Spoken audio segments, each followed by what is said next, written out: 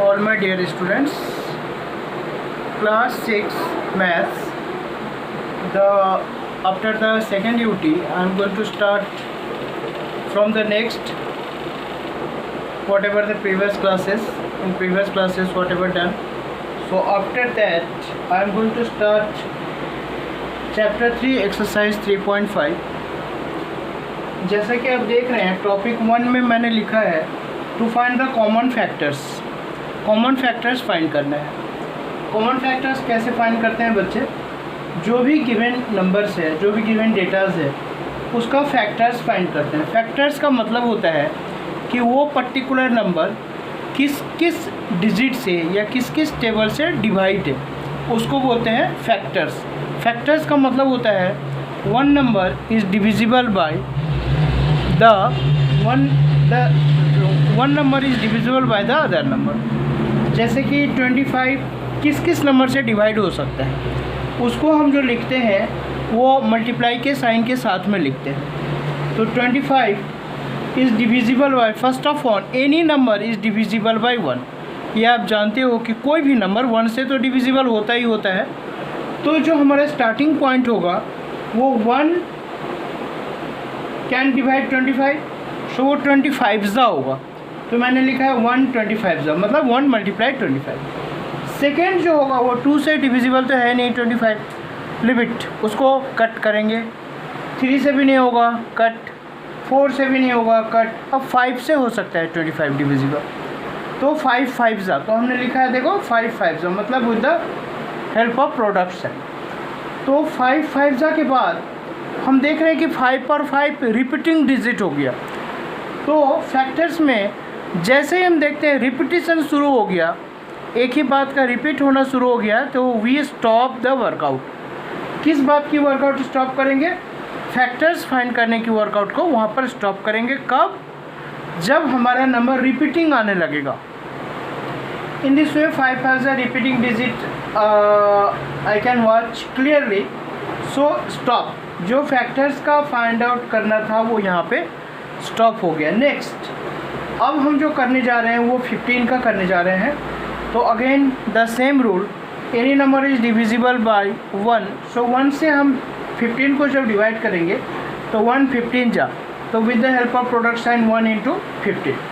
Next जो होगा 15 2 से डिविजिबल नहीं है तो किससे है? 3 से है, तो 3 5 के बाद अब हम देख रहे हैं आगे अगर चलते हैं 3 के बाद तो 4 से तो डिविजिबल है नहीं 15, काट दो। अब 5 से हो रहा है तो 5 3 होगा।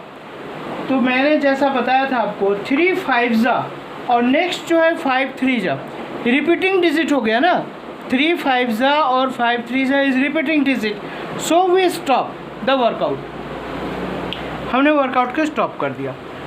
इन this way we have got the factors of 25 as well as factors of 15। तो फैक्टर्स ऑफ 25 में देखो जो भी फैक्टर्स मिलते हैं उसको हम लोग यू शेप में लेते हैं, यू पैटर्न में, यू शेप में। तो यू पैटर्न में जब आते हो, यू का पैटर्न कैसा होता है आप जानते हो, मैं कहीं एक दिखा दे रहा हूँ। यू का जो शेप होता है बच्चा ऐसा होता है। तो ऐसे करके स्टार्टिंग पॉइंट लेंगे। तो अगर यू में लेंगे तो पहले 1 आएगा, फिर 5 आएगा, फिर 5 आएगा, फिर 25 आएगा। तो कोई भी रिपीटिंग डिजिट को सिंगल एक ही बार लेते हैं, 2 बार नहीं लेते हैं।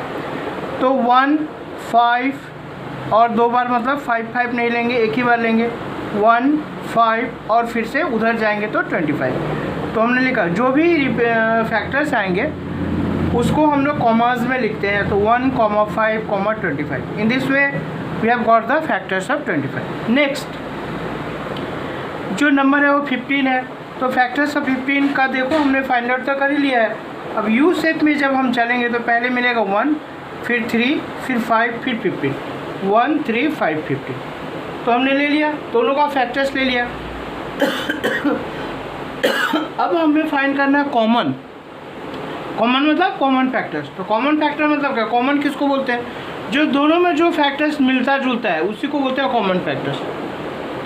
तो ईजिली आप वॉच करके देखो 1 और 1 मैचिंग है और 5 और 5 मैचिंग है। तो कॉमन फैक्टर्स कौन हो गया? 1 हुआ एज वेल एज 5 हुआ। तो कॉमर्स फॉर्म में ही आंसर को पुटअप करते हैं। In this way we have got the common factors 1 and 5। This is the answer of question 1A। Topic 2 में है एससीएफ बाय कॉमन फैक्टर्स। ये भी वही है, एससीएफ बाय कॉमन फैक्टर्स। ये भी था एससीएफ बाय कॉमन फैक्टर्स। हमने 2 क्वेश्चन को इसलिए दिखाया है क्लैरिफाई करने के लिए। तो फर्स्ट डेटा है 99, तो 99 का देखो हमने फैक्टर्स निकाला है 199 जा। नेक्स्ट है 2 से नहीं होगा 3 333 जा। 3 के बाद अब डायरेक्ट हो जाएगा 9 से, 9 11 जा। अब 9 के बाद वो जा रहा है 11 से, तो 11 9 जा, 9 11 जा और 11 9 जा, सेम मैटर हो गया। तो we stop the workout because हम देख पा रहे हैं कि रिपीटेशन शुरू हो गया। In this way we have got the factors. अब आ जाइए 33 पे, 133 जा, इसके बाद 2 से नहीं होगा 3 11 जा। अब 3 11 जा के बाद ये डायरेक्ट 11 3 जा जाएगा। 3 11 जा और 11 3 जा have the same meaning, so stop. अब फैक्टर्स जो भी मिला यू टर्न में लेना है, 1 3 9 11 33 99। फैक्टर्स 33 का 1 3 11 33, ये तो हमने फैक्टर्स ले लिया। अब कॉमन मतलब क्या है, जो दोनों में मिलता जुलता है। तो कॉमन फैक्टर्स क्या आ गया, 1 आ गया, 1 आया, 3 आया, 11 आया, 33 आया। तो हमने लिखा कॉमन फैक्टर्स 1 3 11 33। अब इन 1 3 11 33 में जो HCF लिखा हुआ है, SCF मतलब हाईएस्ट कॉमन फैक्टर। इस सब में हाईएस्ट कौन है, 33 है। तो हमने लिखा SCF 33 जो है वो हाईएस्ट कॉमन फैक्टर हुआ। तो इन दोनों में फ़र्क क्या है, ये है आपका कॉमन फैक्टर्स जो दोनों में कॉमन है, और ये कॉमन फैक्टर्स के बाद हमने लिखा हाईएस्ट कॉमन फैक्टर। तो इनमें जो हाईएस्ट होगा वही होगा हाईएस्ट कॉमन फैक्टर, उसको SCF कहते हैं। मैंने टॉपिक में भी लिखा है SCF by common factors, SCF by common factors, और ये था ओनली कॉमन फैक्टर्स। अब आ जाइए क्वेश्चन 2D पे। 2A और 2D एक ही है, बट यहाँ ओनली 2 डेटाज है और यहाँ 3 डेटाज है। तो 35 का हमने कॉमन फैक्टर्स निकाला, 20 का हमने कॉमन फैक्टर्स निकाला, 45 का हमने कॉमन फैक्टर्स निकाला। अब जो भी कॉमन फैक्टर्स निकाला उसको हमने दिखाया factors of 35 this, factors of 25 these, factors of 45 these. अब ये फैक्टर्स में हमने कॉमन फैक्टर्स निकाला जो सब में मैचिंग है, अंडरलाइन करके कॉमन फैक्टर्स निकालते हैं। तो ओनली एंड ओनली 1 and 5 आया, कॉमन फैक्टर्स 1 and 5 आया। अब इस 1 और 5 में हाईएस्ट कॉमन फैक्टर SCF कौन है, 5 है। तो this is the SCF highest common factors. तो ये 3 डिजिट्स का था, ये 2 डिजिट्स का था। अब आ जाइए टॉपिक 3 में। टॉपिक 3 में है SCF by prime factorization method. ये भी SCF है, वो भी SCF था। वो था SCF by common factor method, और ये है SCF by prime factorization method. Prime factorization method क्या होता है, जो भी गिवन डेटाज है उसका हम पहले LCM ले लेते हैं, फैक्टर्स निकालते हैं। LCM तो आप पहले से ही जानते हो, 3 7 जा 7, 3 7 जा 21, और 7 को जब 7 से किए तो 1 जा। When it is 1 जा वर्कआउट स्टॉप। अब आ जाइए 45 पे, 3 15 जा, 3 5 जा, 5 1 जा, वर्कआउट स्टॉप।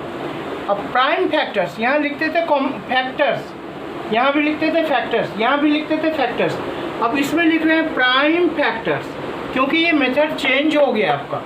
तो प्राइम फैक्टर्स ऑफ 21 3 × 7, और प्राइम फैक्टर्स और इसमें डिफरेंस क्या है कि इसको फैक्टर्स को कॉमर्स में लिखते हैं, लेकिन प्राइम फैक्टर्स को मल्टीप्लाई साइन में लिखते हैं।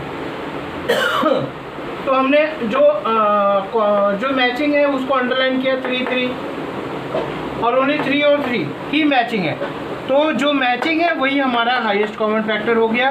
सो highest common factor is 3, that is the answer. अब थर्ड ए के बाद थर्ड ई में जाए। ये 2 डिजिट्स वाले थे, ये 3 डिजिट्स वाले हैं। 75 का LCM हमने निकाल लिया, 25 का निकाल लिया, 120 का निकाल लिया। प्राइम फैक्टर्स ऑफ 75 लिख लिया, प्राइम फैक्टर्स ऑफ 25 लिख लिया, प्राइम फैक्टर्स ऑफ 120 लिख लिया। अब जो कॉमन है वो अंडरलाइन कर लिया 5 5 5, जो तीनों में है। तो इन दिस वे इसमें 2 सेट्स ऑफ 5 है, इसमें भी 2 सेट्स ऑफ 5 है, और इसमें ओनली 1 सेट ऑफ 5 है।